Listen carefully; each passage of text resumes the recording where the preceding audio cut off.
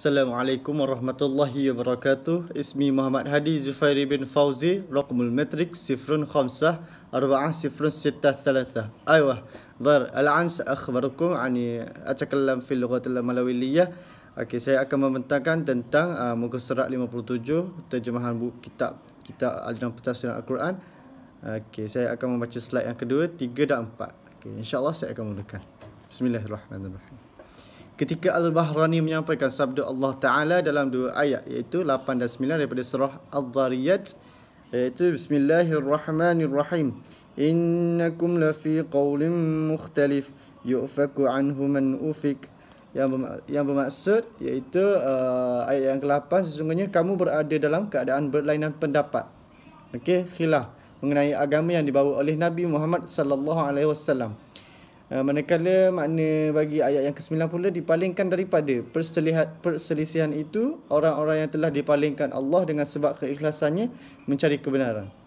Okey, poin yang seterusnya diriwayatkan dari Abu Ja'far bahawa dia berkata, sesungguhnya kamu berada dalam keadaan berlainan pendapat mengenai agama yang dibawa oleh Nabi Muhammad sallallahu alaihi wasallam. Dia berbeza dalam keadaan bangsa ini. Jadi barang sesiapa yang memiliki kebenaran atas kewajipan atas penghasilan syurga, dan barang siapa yang melanggar kewajipan atas penghasilan neraka. Baik, kekurangannya dipalingkan daripada perselisihan itu, orang-orang yang telah dipalingkan Allah dengan sebab keikhlasannya mencari kebenaran. Berkata, maksud saya, barang sesiapa yang tidak menyerahkan mandatnya lebih dari syurga, maka itulah yang dia katakan. Barang siapa yang dia singkirkan akan mendapat pahala daripadanya. Halaman yang ke-231. Baik, saya pergi kepada slide yang seterusnya.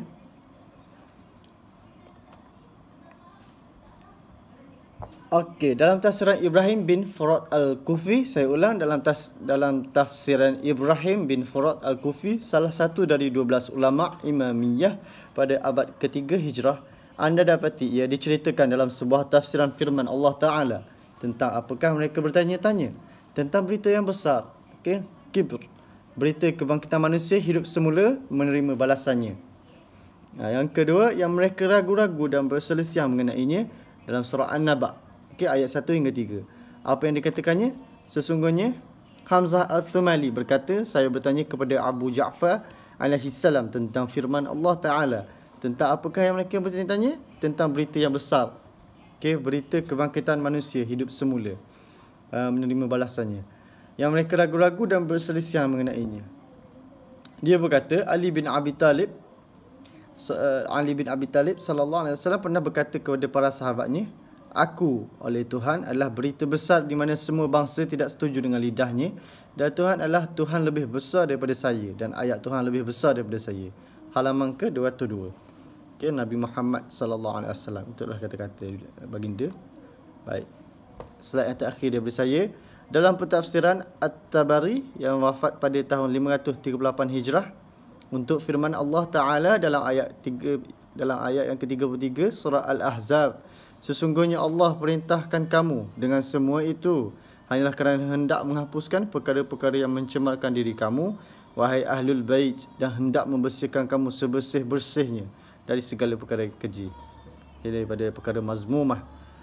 Kami mendapati bahawa ini adalah usaha sungguh-sungguh bagi menghadkan Ahlul Bait ke atas Nabi Muhammad sallallahu alaihi wasallam, Ali, Fatimah, Al-Hasan dan Al-Husin, dan untuk menjadikan ayat itu berkait terhadap kelima-lima ini, dan bahawa kehendaknya itu akan menanggung kehendak yang murni. Okey, poin yang terakhir, dan kehendak didorongi dengan penyucian dan kekejian yang akan berlaku. Kemudian dikatakan bahawa kemungkinan kedua adalah akan jadi. Ini diikuti dengan kata-katanya, dan dalam pengesahannya kesalahan para imam dengan ayat dari semua keburukan 1 hingga 50. Baik, itu saja daripada saya. Yang buruk datang daripada saya, yang baik datang daripada Allah Subhanahu Wa Taala. Wallahu a'lam. Assalamualaikum warahmatullahi wabarakatuh. Assalamualaikum warahmatullahi wabarakatuh. Nama saya Muhammad Akil bin Taufik 054059. Saya akan menyambung slide yang kawan saya, sahabat saya telah bacakan sebelum ni. Itu terjemahan muka surat 58, keseluruhan muka surat 58 dan sedikit muka surat 59. Saya pendekkan menjadi isi. Yang pertama, dia nyatakan bahawa kecenderungan penafsiran ayat di atas adalah apa yang telah dikatakan kepadanya dan apa yang mereka percayai terhadap imam-imam. Yang kedua, kita tidak perlu memanjangkan ayat ini setelah apa yang dibuktikan oleh para ulama dan pengkritik hadis kepada kita bahawa semua riwayat dalam wilayah Ali tidak berasas dan mereka sendiri meletakkan orang-orang Syiah untuk mempromosikan ajaran mereka di dalam para imam. Yang ketiga, dikatakan oleh Umar bin Al-Khattab radhiyallahu anhu, iaitu, demi Tuhan, saya telah memberikan 40 cincin amal dan saya berlutut agar Allah Subhanahu Wa Taala turun kepada apa yang dinyatakan dalam Ali bin Abi Talib. Yang keempat, namun setiap negara seperti yang mereka sebut dimaksudkan dengan mandat kemenangan dan pertolongan, bukan mandat untuk mengurus dan melaksanakan atas pendapat orang lain sebagaimana yang difahami oleh Imam.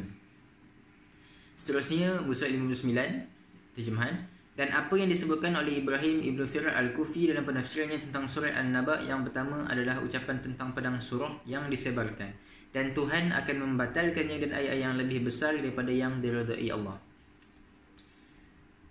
Dalam penafsiran Al-Bahrani, ketika dia disajikan dengan firman Tuhan Yang Maha Esa dalam ayat 36 hingga 38 surah Al-Hijr, iaitu Iblis berkata, "Wahai Tuanku, kalau begitu, maka berilah penangguhan kepadaku sampai hari, iaitu manusia dibangkitkan."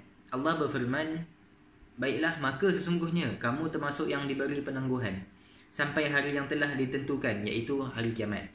Dia mengatakan apa yang dibacanya. Seterusnya, diriwayatkan dari Wahab bin Jami' Mauli Ishaq bin Ammar, dia berkata, "Saya bertanya kepada Abu Abdullah selamat sejahtera tentang kata-kata Iblis, iaitu Tuhan berfirman, maka lihatlah aku pada hari mereka dihantar." Dia berkata, "Dari para ahli teori hingga hari ketika kamu membuat hari itu." Dia berkata, "Wahai Wahab, adakah anda berfikir bahawa ini adalah hari yang Tuhan akan menghantar manusia? Bahawa Tuhan memandangnya pada suatu hari ketika dia mengirim tempat berdiri. Jadi jika dia mengirim pemberontakan kita, dia berada di Masjid Kufah dan syaitan datang sehingga dia berlutut dan dia berkata, oh celakalah dari hari ini. Dia mengambil di gilirannya dan memukul lehernya, itu adalah hari dari waktu yang diketahui." Seterusnya, dan sepertinya orang yang mendorong laut ke arah ini adalah kepercayaannya kepada Imam Mahdi yang ditunggu-tunggu, yang akan keluar pada waktu akhir untuk mengisi tanah seperti dipenuhi dengan ketidakadilan dan penindasan. Sekian dari saya. Assalamualaikum warahmatullahi wabarakatuh. Assalamualaikum warahmatullahi wabarakatuh. Saya Muhammad Fatih Hakimi bin Mustafa, nombor metrik 052166. Baik, saya akan menyambung pembentakan yang seterusnya. Juga jelas bahawa kebangkitan yang telah disebutkan dalam ayat tersebut adalah menceritakan makhluk pada hari kebangkitannya dan bukan kebangkitan Mahdi mereka. Jika tidak, apakah aspek keramaian dan apa bukti untuk apa yang mereka katakan? Dalam kitab Al-Safi, bagi Mullah Muhsin Al-Qashi, kami menemukan penulis menyampaikan kepada Allah yang Maha Esa dalam dua ayat dalam surah Al-Baqarah. Penulis berkata, dia diikat dengan kematian kerana nyenyak dalam tidur, iaitu ketika tidur. Dan ini adalah petunjuk yang jelas mengenai kebenaran yang dikatakan oleh sahabat kita yang menyebut imam mereka, dan ayat ini dipanggil oleh Panglima Umin Ali ibnu yang tegas ketika beliau menafikannya. Kesan kenyataan pada ayat ini jelas menunjukkan ke arah akidah dan akidah yang menyimpang.